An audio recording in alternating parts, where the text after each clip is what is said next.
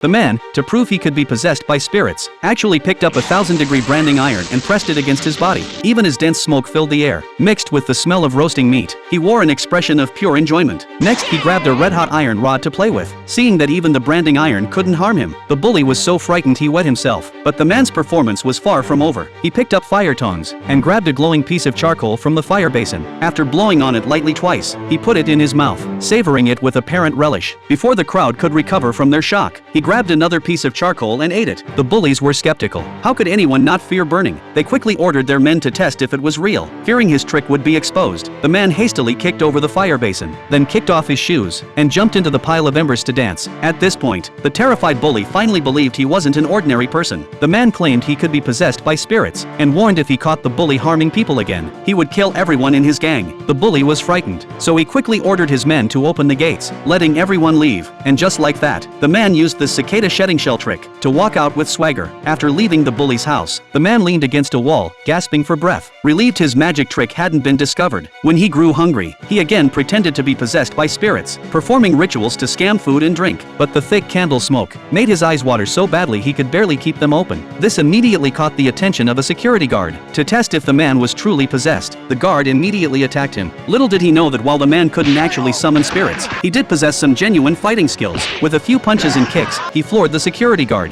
Then, the man pulled out a sharp knife and stabbed himself several times, yet not a drop of blood appeared, frightening everyone present. No one dared question him after that. They brought out their best food and wine to treat him. After the man left, the guard picked up his knife, only to discover just the tip was real. The rest was made of wood. But this realization came too late. The man had already fled, leaving the guard to regret being fooled. When the man returned home, his master warned him to run quickly, or they would all die. It turned out his master had once deceived the Empress Dowager. The master and his two brothers had performed spirit possession for her. The eldest brother formed a hand seal, lightly dragged his right foot across the ground, and his body became like an iron fortress, impervious to weapons. The Empress Dowager was quite pleased, but she wondered if spirit-possessed people could withstand bullets. She immediately ordered her followers to load firearms, and unleashed a barrage on the three men. They collapsed to the ground. The Empress Dowager was furious, ready to execute them. But in an instant, they miraculously stood up again. The bullets had left no wounds on their bodies. The Empress Dowager was satisfied, but then she ordered the three to fight foreigners in battle. Knowing they were merely con artists, the master and his brothers promptly fled, resulting in the Empress Dowager sending assassins after them. And now those killers had arrived.